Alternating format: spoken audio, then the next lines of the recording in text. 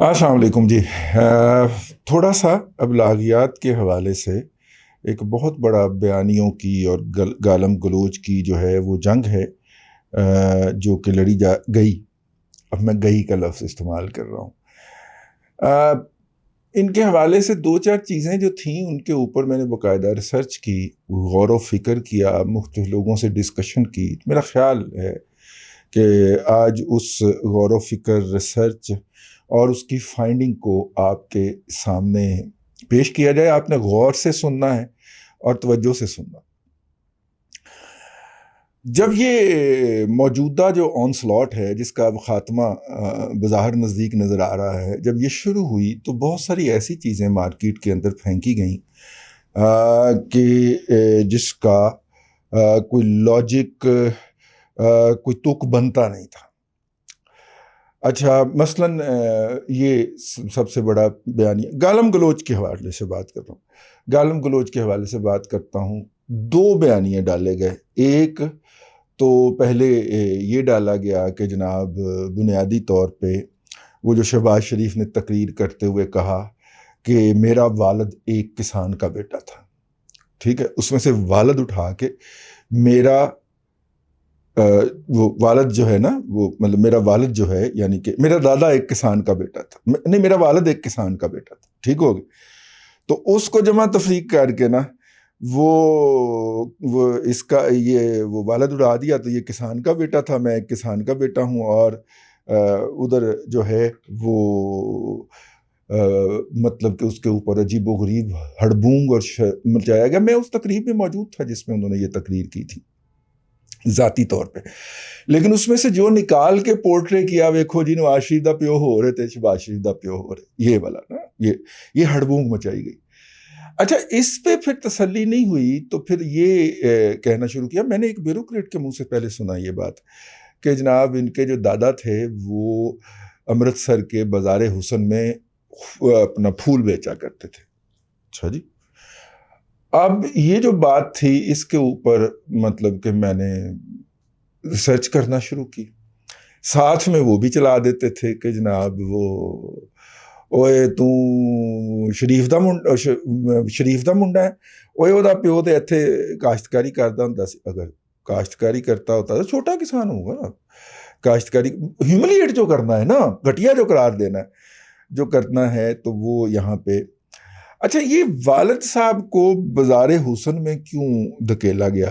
یہ اس بات پہ مطلب نواز شریف کے دادا کو بازار حسن میں کیوں دھکیلا گیا، یہ بات جو ہے نا، یہ میں آخر میں آ کے کنکلوڈ جب کروں گا تو اس وقت آپ نے یہ ذہن میں رکھنی ہے۔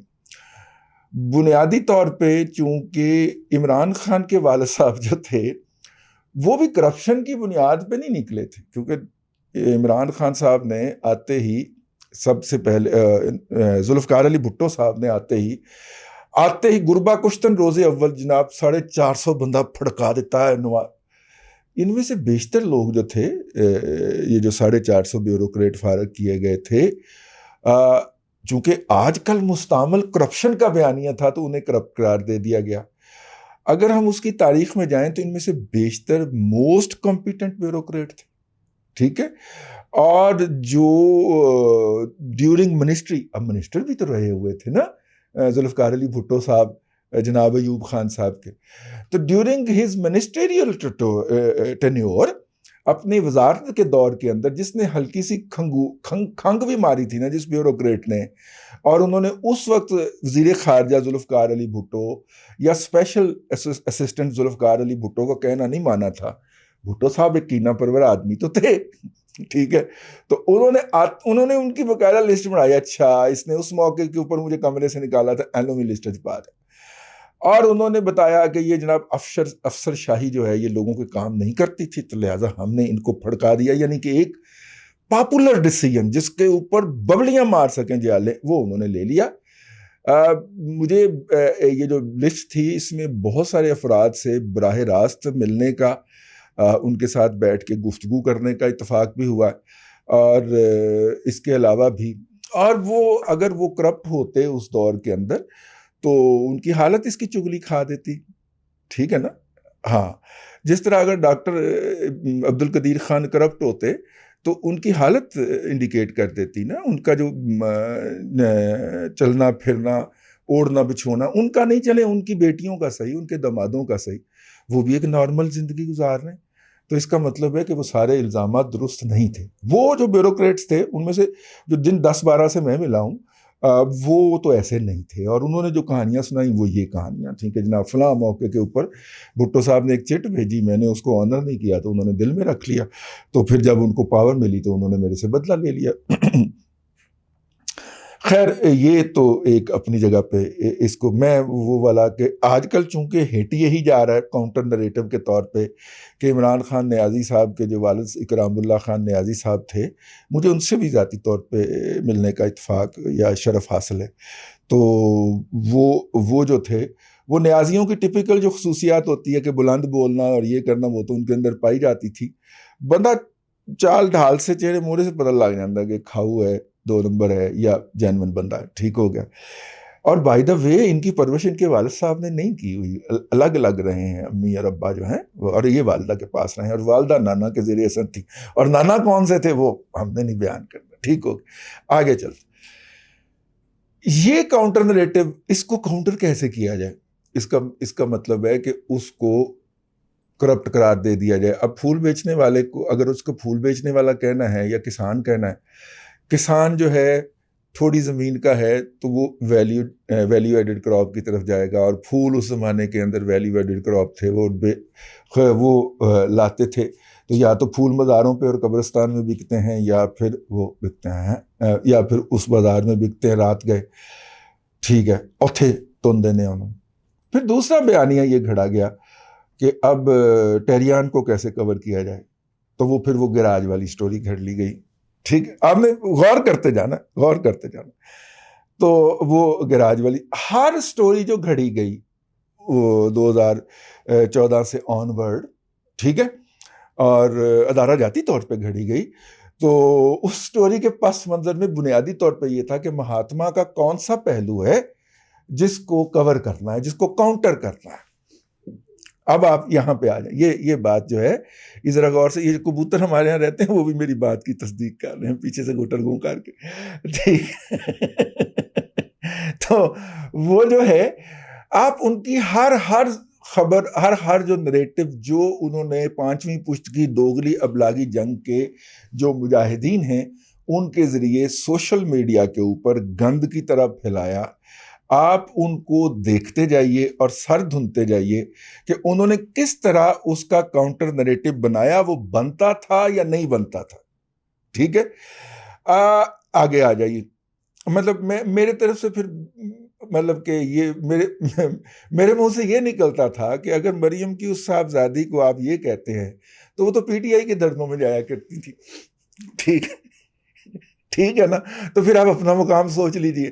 لیکن مجھے حیرت اس بات کی ہوئی کہ عمران خان کی ذات والا بابرکات کے اندر جو خامیاں تھیں، اور ماشاءاللہ سارے شرعیہ موجود ہیں، ٹھیک ہے، وہ خامیوں کا کاؤنٹر نریٹو 2014 میں گھڑ کے چلا گیا ظہیر الاسلام صاحب.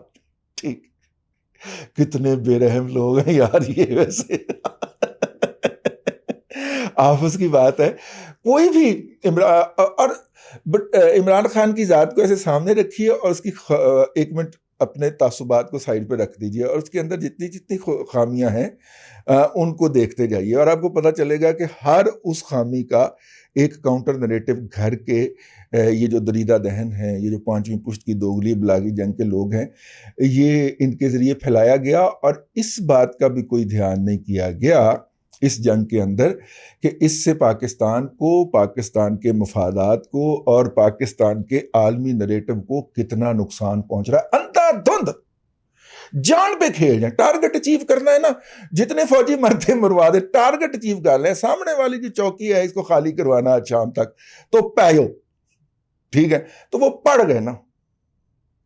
تو سوشل میڈیا کے اوپر ایک دم جو فلڈ کیا ہے آسٹریلیا سے، تھائی لینڈ سے، وہ کیا ہے بینکاک سے، ٹھیک ہے، اور آج کل لندن میں بھی پہنچ گئے. وہ جو کاؤنٹر نریٹو ڈھس کر کے مارا گیا نا، وہ بڑا کمال کا تھا. اب جو تھا، اب آپ کہیں گے کہ وہ جو ہے وہ نریٹو جو میں نے شروع میں کہا تھا کنجر والا، وہ سوری کنجر والا نہیں، وہ میرا مطلب ہے کہ وہ اس بازار سے تعلق تھا ان کے بزرگوں کا، یہ نریٹو کیوں دھکیلا گیا آگے؟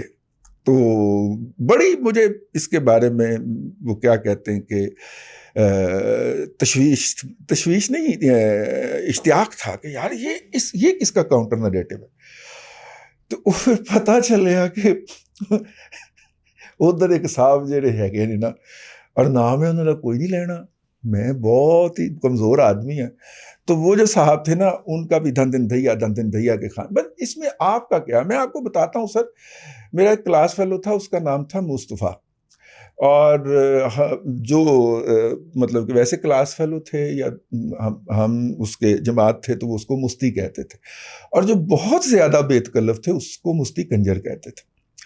اور مستی جو تھا اس نے کبھی انکار نہیں کیا تھا کہ ہمارا اس خاندان سے تعلق ہے. شہر میں جو وہ علاقہ تھا وہیں سے ہی وہ پڑھنے کے لیے کالا جاتا تھا، تو اس نے کبھی انکار نہیں کیا تھا.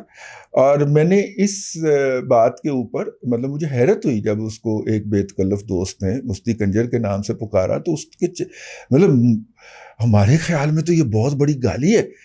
تو اس نے کہا کہ مطلب اس کے چہرے پہ کوئی ناگواری کے اثرات نہیں آئے، بلکہ وہ بڑا نیوٹرل سا ذہن رہا، اور اس نے کہا ہاں بھائی چودھری تم سنا. یار اس کو تو سن مار دینا چاہیے تھا، لیکن اس نے تو آگے سے کوئی نہیں کیا. تو وہ پھر جب تھوڑا سا وہ ہوا، اس کو ایک دفعہ نوٹس کی ضرورت تھی تو وہ میں نے دے دیے اس کو. تو پھر تھوڑی سی اس زمانے میں، کالج کے زمانے میں یا اسکول کے زمانے میں تھوڑی سی قربت ہو جاتی ہے نا، تو وہ پھر بندہ پوچھتا ہے کہ یار تو اس کے اوپر ریئیکٹ کیوں نہیں کرتا. تو اس نے کہا کہ ہم کنجر ہیں، یہ فیملی ہے، یہ ایک ذات ہے، ٹھیک ہے، اور ہم ہیں. آپ لوگوں نے اس کو گالی بنا دیا ہوا ہے تو میں اس کا کیا کروں. ہاں اچھا جی. اچھا یہ بات اس وقت میرے ذہن میں دب کے بیٹھ گئی.